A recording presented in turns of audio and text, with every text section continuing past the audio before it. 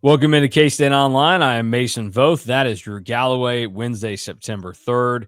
Some of you here to watch us because you like watching. Some of us here because you think we don't know what we're talking about or what we're doing. That's okay. Either way, you're watching. We appreciate that. If you're in the boat of people that think we've been too negative for a team that just came within, a couple of minutes of losing to an FCS opponent, would have been 0-2, would have been a disaster in a season that you're supposed to go out and probably win the Big 12. We're going to try and be positive today, or at least set the foundation to be positive. I don't But know if also, by if the you end of the think, show we will be positive, but I want to start on a positive note. but also if you think that we've been too positive, you can probably go ahead and just turn it off. Well, it's kind of like it's like I tell my wife or other people, if one group thinks you're this and another thinks you're that, probably means you're in the right spot, that you probably have the right idea on it because you're probably somewhere in the middle, and that's typically where most things land. Like I think of for reference, I know some people don't like talking politics, me included. I don't really care. When I was at K-Man, I think on that show, and John and Mitch would probably be open about this, I probably came across as more right leaning on that show because of who I was with. When I came to Wichita, they probably thought that I was more left leaning, and you would get that on both sides. And in the reality, probably means I'm in the middle and I'm pretty okay with being in that spot. Or, my wife and I talking about, grandmas on both sides of the family. And it's like one thinks we do this, the other thinks we don't do this. I said, probably means we're doing the right thing and we're somewhere in between. We're going to try to do the balancing act today and be a little bit more positive. And really, there's nothing that's gone on with this team currently that lets us think that something better is going to happen at the current moment. And so many of the things that are going on are fresh or new players or new coaches that we don't really have the history with them to just blindly believe, yes, we know Brian LePack is going to get this offensive line figured out. Yes, we believe that all these secondary members that transferred in are either going to get back to full health like Gunnar Maldonado, or the new pieces are going to finally fit, or the young guys that are being forced to play are going to grow up and after a couple games magically be better like Donovan McIntosh. All those things, we can't tell you that. But we can look back and see that there have been years in K-State football history where they have not started off incredibly fast. They have gotten off to poor starts, or, it could be even a couple wins, but you can look bad in wins, as we just witnessed with K-State.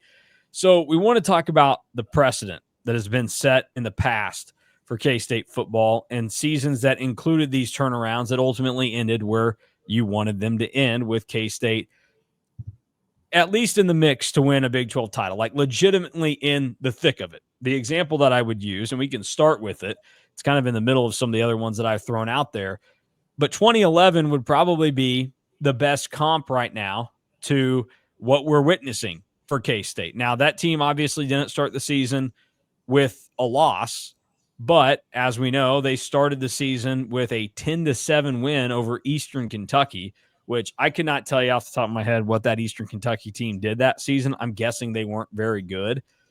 But you can look at K-State in that 2011 season. They won 10-7 over Eastern Kentucky to start the year. In game 2 against Kent State, which what a strange schedule in 2011. They had a bye week in week 2, so they won 10-7. You had to wait 2 weeks to go watch them beat Kent State 37-0. But even in that game, and we talked about it in KSO Classic, K-State was up 34-0 at halftime, only scored 3 points the rest of the game. Colin Klein only threw for 74 yards in that game. You're probably starting to wonder yourself, okay, what is this team? Like, you've played some bad teams, everything.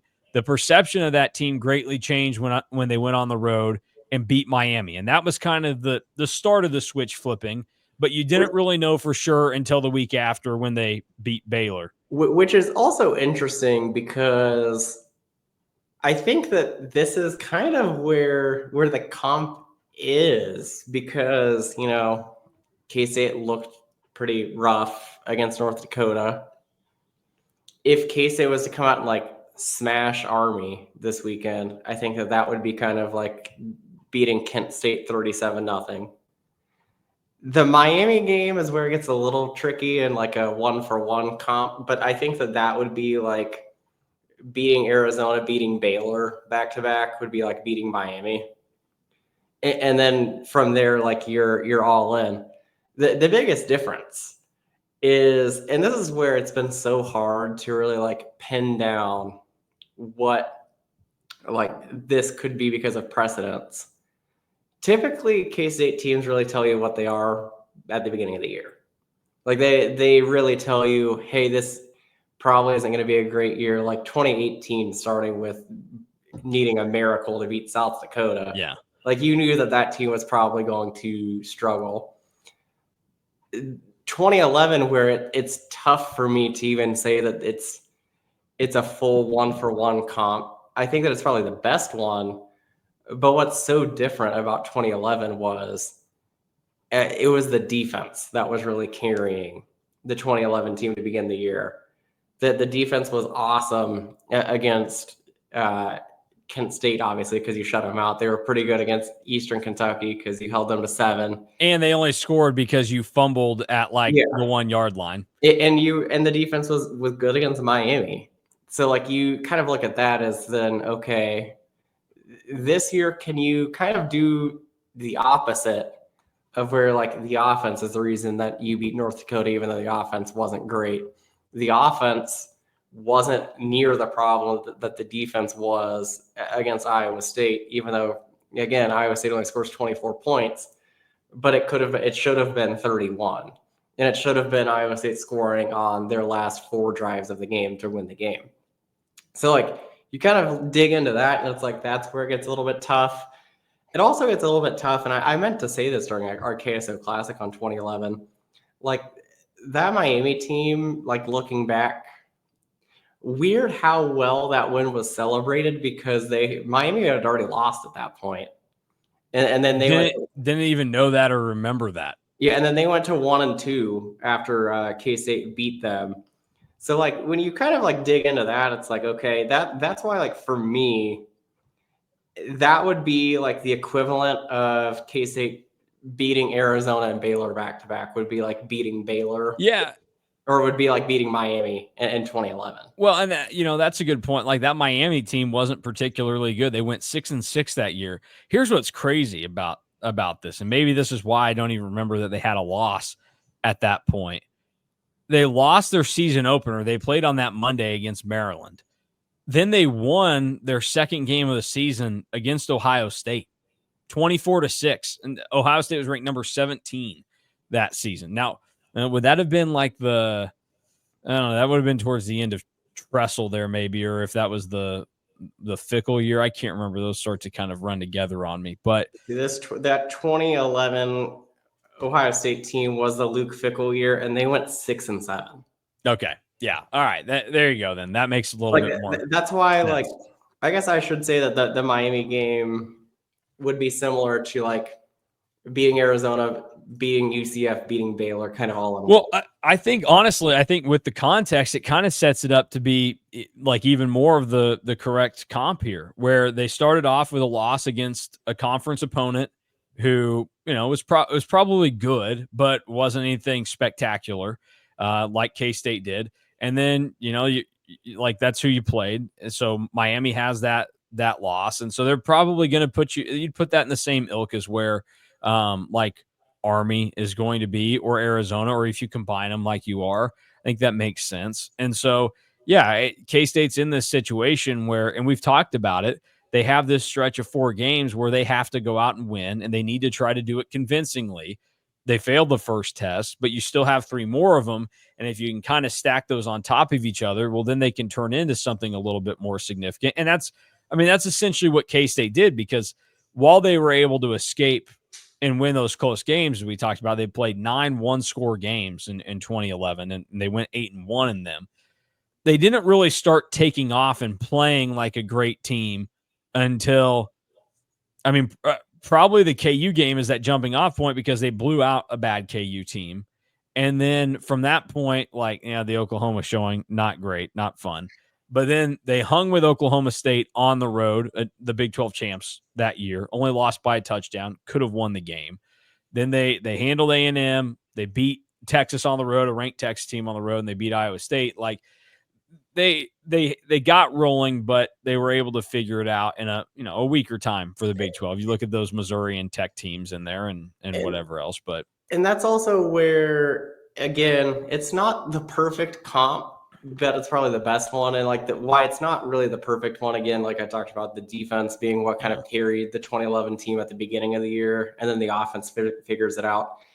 Also, just different contexts with like 2011 was like supposed to be more of like a rebuilding type year, where like it was supposed to kind of like lead into 2012, where like this year, like this is supposed to be 2012.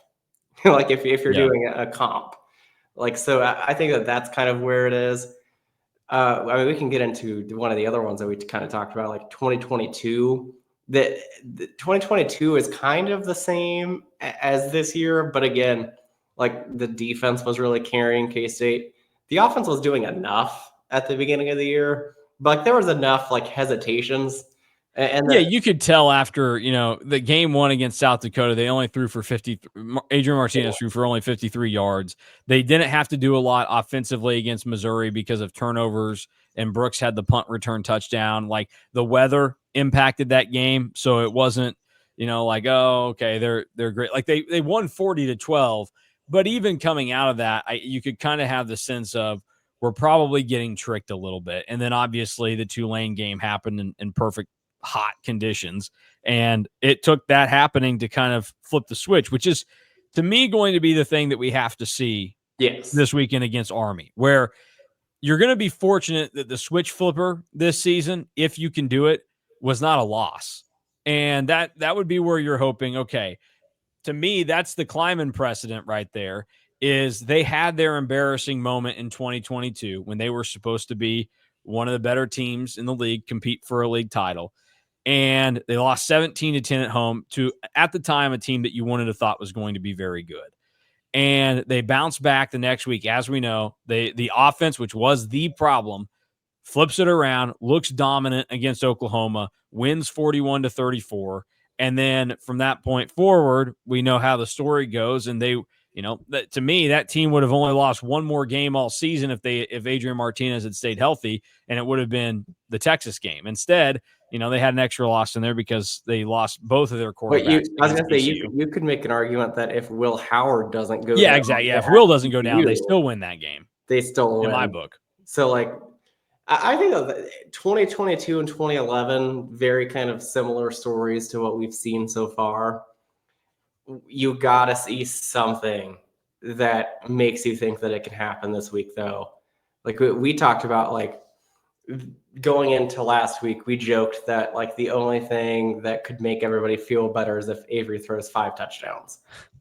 This week, it is like you have to be able to see noticeable improvement because you're playing a team who just lost to an FCS school, but is probably better than North Dakota. Yeah. Like I would say that it would at least be an even battle on a neutral field. Like they are probably better than North Dakota. So like you got to show some improvement. Show some heart. The sideline, from what I've seen, because obviously like I'm watching it on TV, so I see the sideline on every kickoff.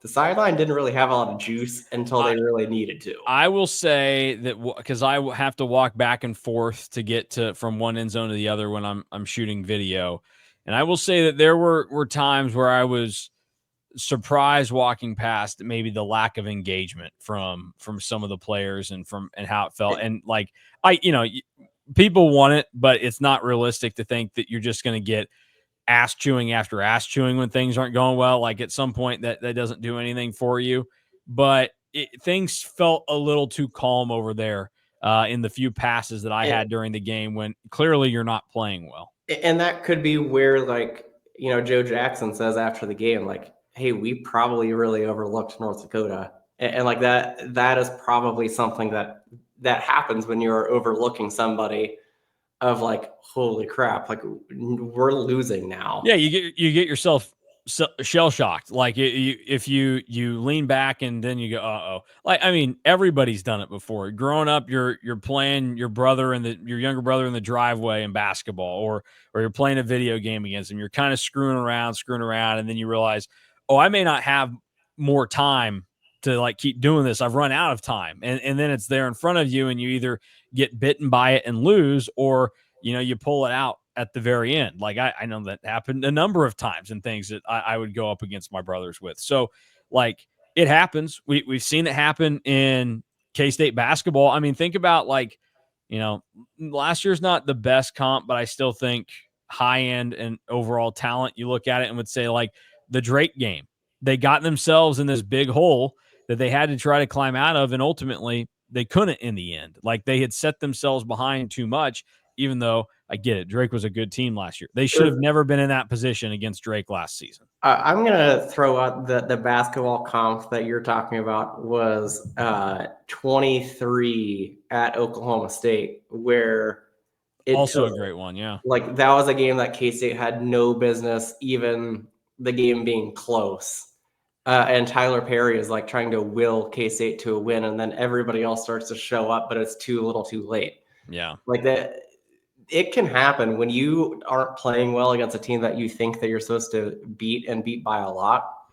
It's easy to not really have emotion because you're like, oh crap. Like it's like the moment where you say, oh, we probably should have paid attention more during practice, or like going through walkthroughs, Yeah. or even from like a coaching standpoint. Like I bet that there was a point where all of the coaches on K-State staff probably thought, I know that we like had just got back from Europe, but maybe we should have practiced on Monday or Tuesday. Like there's a moment like that for everybody in a game, kind of like that. But you want to see more emotion. You want to see K-State come out with some intensity, some fire. And then I would just like to see a consistent run game. Like Tarleton State ran all over Army. Yeah. Tarleton State does have one of the best running backs in the FCS. He's probably a transfer candidate at some point, I would imagine. But like there is no reason that K-State shouldn't be able to run the ball with how effective that Tarleton State was with both running backs. Both running backs, I think one ran for 89 yards and the other ran for 90 against Army. Like there's no reason that K-State can't do something similar. So there are a few other comps that I want to get into here. But I want to ask you this question because you brought it up. And 22, I think, is a reasonable one. Obviously, we saw what the offense did in the Oklahoma game because they were the problem at the start of that 22 season. Yeah. And it was the, what was the phrase that they used to Adrian Martinez? Like, there wasn't the nut up thing. Kleiman said nut up in the halftime interview going to the locker room against Texas Tech. It was something like let it rip or something. Yeah, something along those lines. What does that version look like for the K-State defense this year? Because I realize Avery Johnson made some poor decisions on Saturday. I realize that the offense is not great right now. You can put some of them at Wells.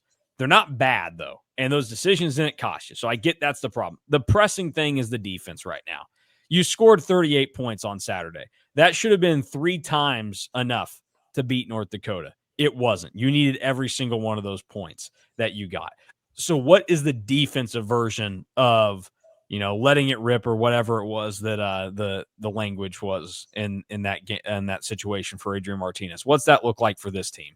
I think that it's like as simple as saying something like just be right, because their eye discipline has been horrible in 2 games so far. So I think it's just like trust your eyes and also like just be in the right spot, do the little things right, because we're just seeing time after time just little things when we've gone back and rewatched or have like just seeing it live where guys just aren't in the right spot.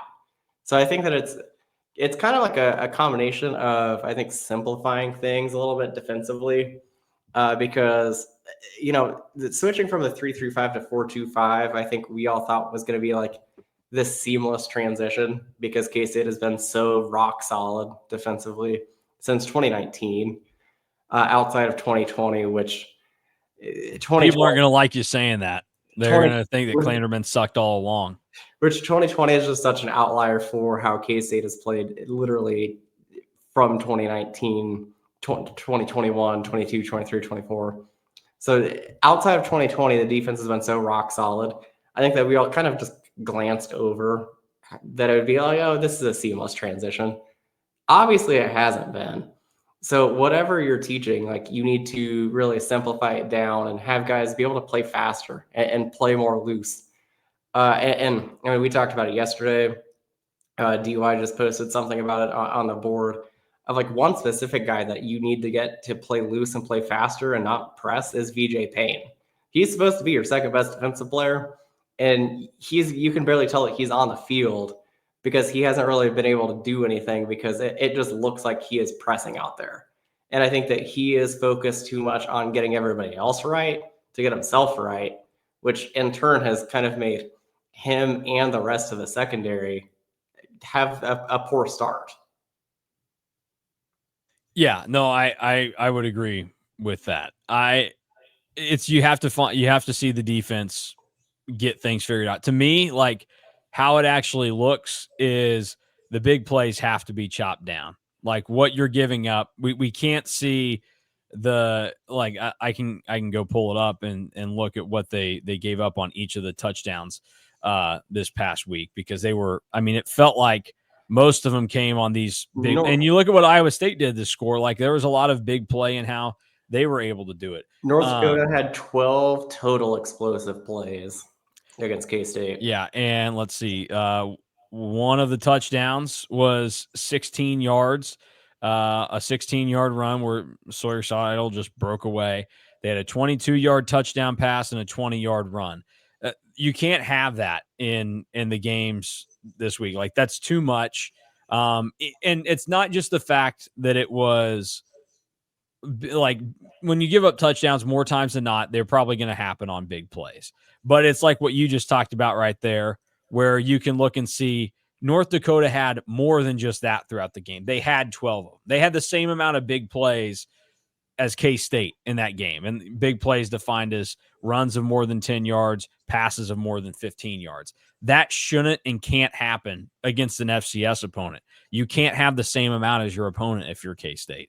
And that also can't happen against Army either. Yeah, and because that's the way Army is going to be able to spring an upset against you. Because if they have to just go dinky little run, dinky little run, dinky little run, they're not going to be able to score.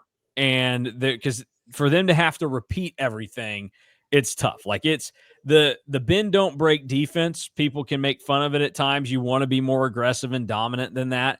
But like the theory behind that is the more plays you make somebody run, the more perfect they have to be on each drive. And so you make these teams that are inferior beat you, make them beat you and kill you with death by 1,000 paper cuts instead of, one just knife to the heart. Like the knife to the heart's going to kill you every time. The paper cuts, you might be able to make it out alive. And right now, K-State's just letting them stab you relentlessly. And this Army team, I don't think is talented enough on offense to repeatedly have like the peak Army drives last year. Like they had, I think, a 23 play, 94-yard drive that took 10 minutes off the clock in one game last year. I don't think that this team can do that. Yeah. That Army has, because they're replacing the one in a generation running or a quarterback, and then a running back that was good enough to go to Arizona State, though he didn't play much when they played Northern Arizona, but he was good enough to go to Arizona State, who just won the Big 12. It's like you're replacing those two guys. They have one kind of home run hitter that is probably their only real passing threat. Like he had 6 of their 8 catches for 51 yards in the game against Tarleton State. Also had a handful of carries. Contain the quarterback, contain the fullback, and then you win this game. Like that is as simple as it is, because even if Dwayne Coleman plays and he is expected to play for Army, their quarterback, he didn't do anything that like scared me passing the ball. If K-State gets off to a fast start, like if this game gets like 14-0, 10-0 even, like right away, I think that Army will have a tough time. Yeah. Army last week, their touchdown drives took 7 plays, 5 plays, 6 plays to score. So they were anchored by big plays that took place in there because it was 7 plays, 75 yards.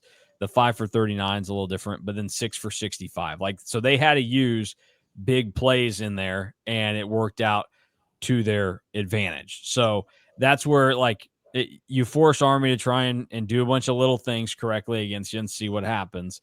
And that's where I think you have to see it. That would be the offensive version of, Adrian Martinez just going out there, letting it fly. They're putting the ball in the air. They're moving it down the field in the air. And obviously they had success running it. And to like what you said as well, you need to see K-State run the ball better in this game this week. And I think it probably starts with giving Devon Rice more touches. Yeah, no, I agree. I mean, he's ran well there. So, and I think we all agree that we would all feel really good if there isn't just one catastrophic special teams play. Yeah, just don't do something stupid. That's like it's a very high bar, but can you not do something like catastrophically dumb? Well, here's the thing, though. I would say it's not a high bar because you have the option to not ever touch that ball on special teams and be A-okay. Like, you can just let it go through the back of the end zone or fair catch it on kickoffs. You can not touch it at all on punts. I get it. You may occasionally get stuck at your own 3-yard line. That might happen. But do you know how many times I watch punts just go past the guys getting down the field and go into the end zone and teams are starting at the 20-yard line? It happens a lot. So you don't have to touch that ball. Now, I will say, Sterling Lockett goes back there and you feel better about it because he actually looked like he had an idea of what to do on special teams. So shout out to him and Luis Rodriguez for and being good. Just like you also don't have to go for the block on punts. Like, I get it. I love a blocked punt more than most. Yeah. But if you're gonna hit the punter, or if you're gonna go for a block, maybe don't do it when it's 4th and 3. Yeah, not necessary. And they were backed up enough to where, I don't know, like Sterling Lockett had already had one decent return in the game. Maybe you should just try to set up returns for him more often. I think the game looks a little bit different last Saturday if Jaden Rowe doesn't hit the punter in the first half, because that was K-State was up 10 with about a minute left to go in the first half. They were going to get the ball back. They were going to get the ball back in pretty good field position. At that point, the offense was actually looking pretty solid. So maybe you get some points there and you really like make North Dakota feel like, okay, like we're kind of defeated. Or if Garrett Oakley catches that one pass on 2nd down, because then the next play, Avery Johnson fumbles in the 3rd quarter, recovers it, but it's a loss of like 15 yards. And instead of like K-State potentially going up 3 scores because they got up 10 at that point, you're punting and then your defense falls apart. So like those are 2 like plays that feel small, but end up looking like, what does the game really look like if you don't make a stupid special teams mistake? Or it wasn't a perfect throw, but that's a catch you got to make if you're Garrett Oakley on 2nd down, or the offense is humming at that point, because that was coming off of back-to-back touchdown drives by the K-State offense. So like, I think that the game looks a lot differently, and we all feel different if those 2 plays don't happen, because North Dakota didn't really do anything in the 3rd quarter offensively. So you make that stop, you're probably feeling pretty good about yourself. Yeah. It's a problem. It's a problem right now for K-State. We'll see what it looks like this weekend. A couple of others that I guess maybe throw out there, and really maybe only one more, I think fits this bill in some way. If you wanted to try to make the case for like the 2013 team and how their season started and what that looked like, they lost obviously to North Dakota State. So there's your pretty easy comp there.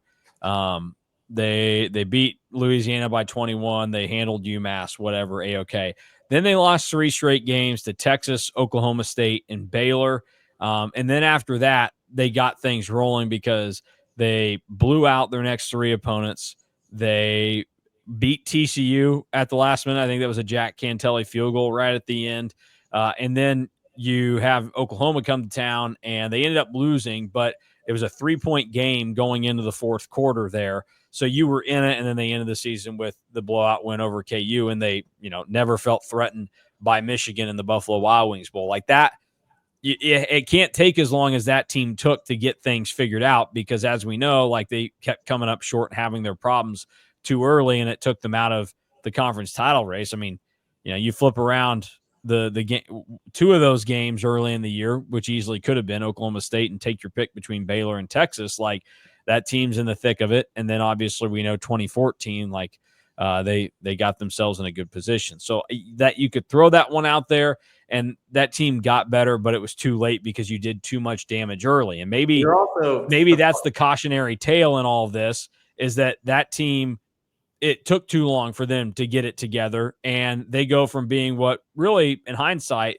could have been a really good team, and in that same vein as 2014 and some others, to ultimately being a team that they just feel like another regular old, 8-5 team that K-State seems to pile a lot of lately.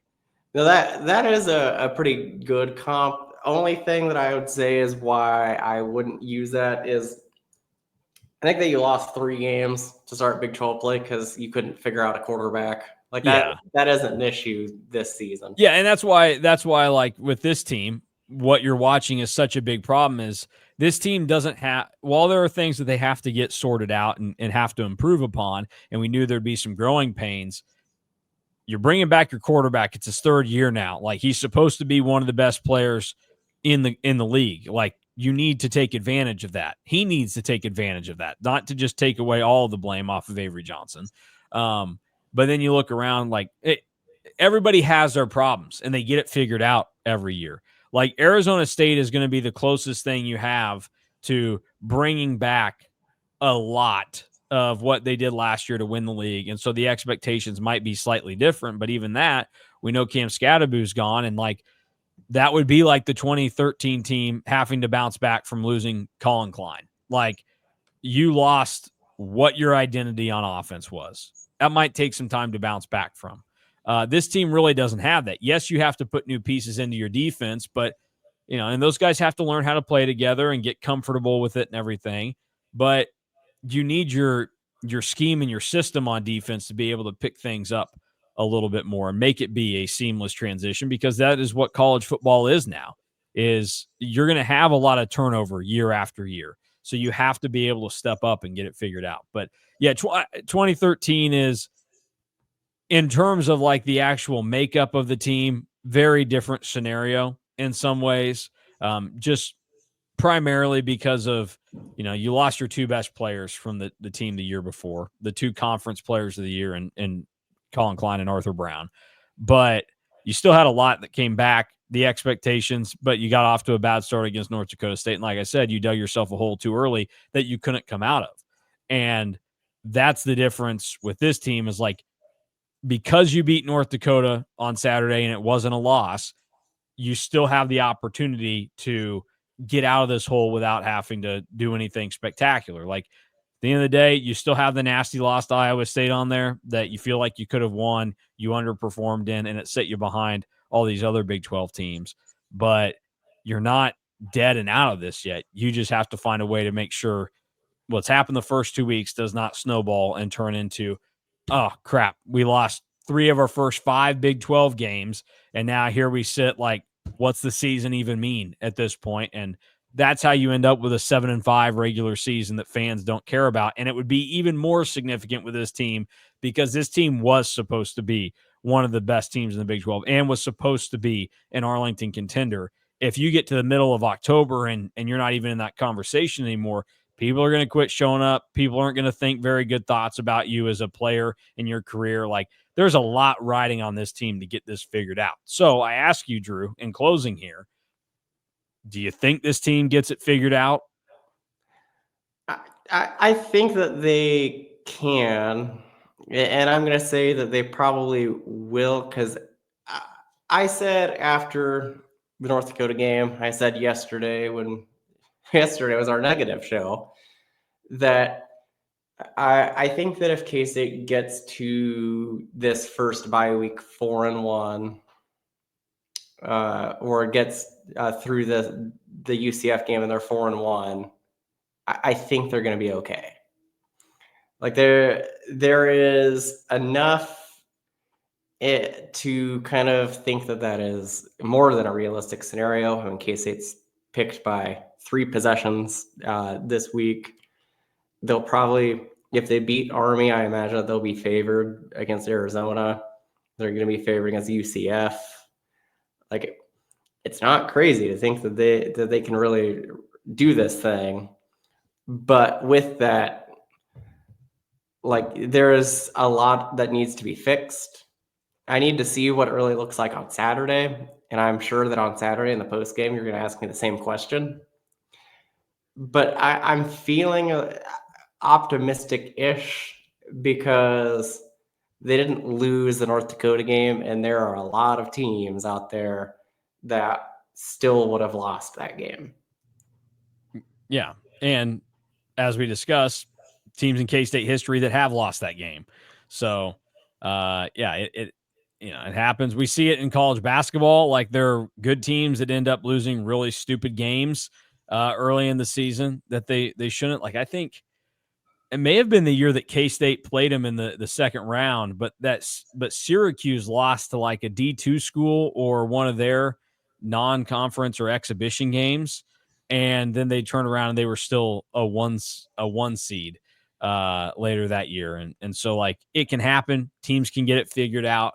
It happens to everybody, but you just can't let it snowball, and you have to show that there's actually a reason to buy into the hope. Like we talked about, that Miami game was the flicker of, oh, that feels big. That like there is the hope. And then you got the confirmation of it against Army. And that would, or not Army, against Baylor. But like that would be the thing this week is K-State goes out, you take care of Army, you win the game 34-17 or whatever. Or, I would maybe like to see more points for K-State than that, but you win by 3 scores, you win by the number that Vegas has out there, and then you go on the road next week and you take care of Arizona. It can be a little bit closer. Friday game, late night on the road, all that stuff.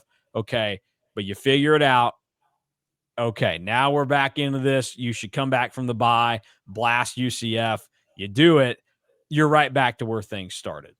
But my confidence level in that happening is not very high at the moment because we've heard now and I said it yesterday, we've heard a lot of things over the last couple of games and months now of K-State football. It's the same thing getting repeated that, oh, we need to do this to get better.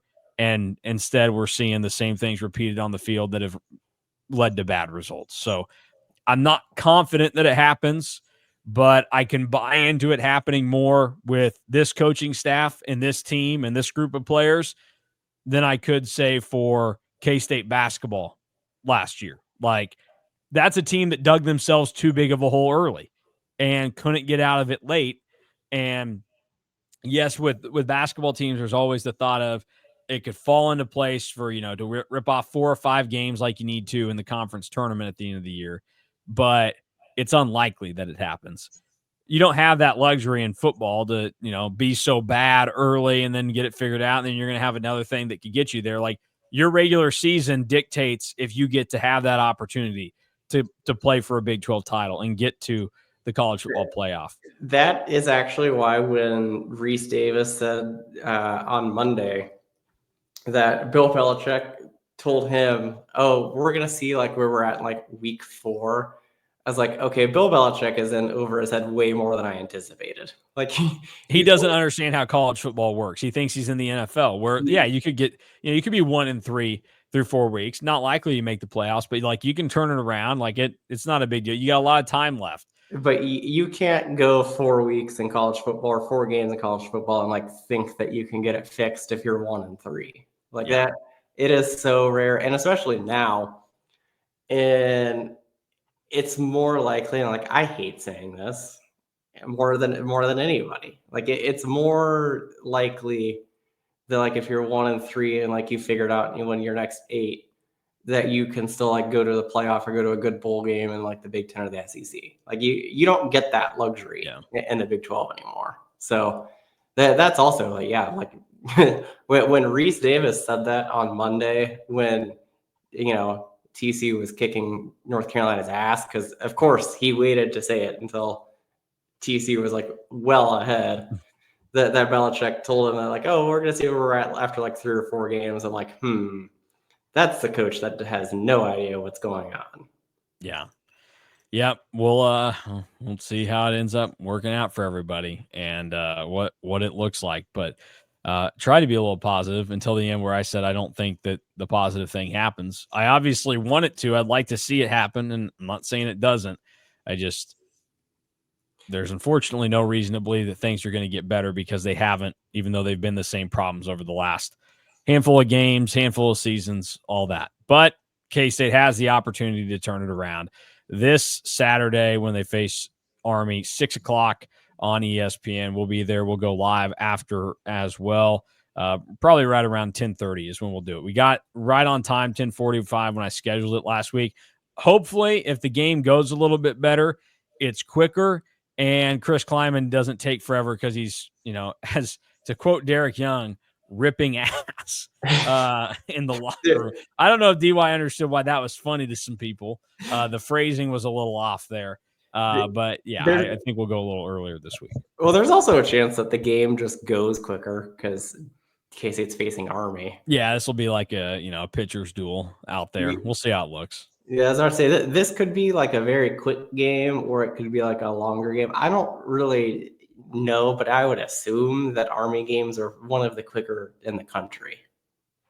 Yeah, I'd have to look into that. They're off to a bad start though with the overtimes last week. But even that regulation, like, it still like barely bled into the next CBS Sports Network game. I guess that's true. There's got to be a way to look that up. Average game time. Who do you think has the longest game time? I'm trying to think of because what I think that it has to be a Power 4 school, because you're on TV more and there's more commercials. Yeah, that's definitely part of it.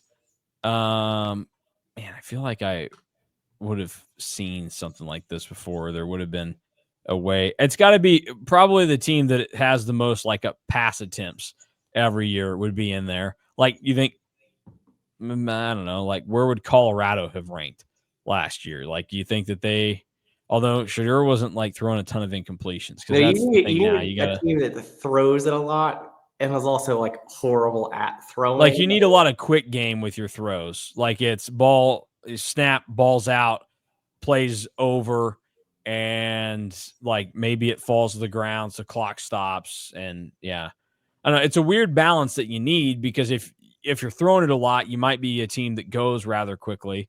So I don't know. I found it for the NFL before to sort. And baseball, obviously, time of game is important, so it's easy to find that. I don't know if we can find something like that for college, but it's a good question. But yeah, Army might be traditionally the fastest. So make sure you're in your seat when the game starts, and make sure that you're in your seat when the third quarter starts.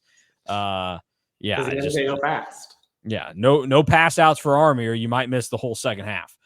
For Drew Galloway, I'm Mason Voth. Hope you're a little bit more thrilled about K-State football moving forward. We'll see. I won't be until we have tangible results in front of our face on Saturday, and that means Army cannot score more than 17 points. There you go. That's the number I'm putting on it. We're out of here. Thanks for watching and listening, even if you hate us. We'll talk to you again tomorrow, where actually it'll be Derek Young and I doing our game preview, but we'll see. We have something going on Friday. I got to figure out what it is, but we'll have something on Friday as well.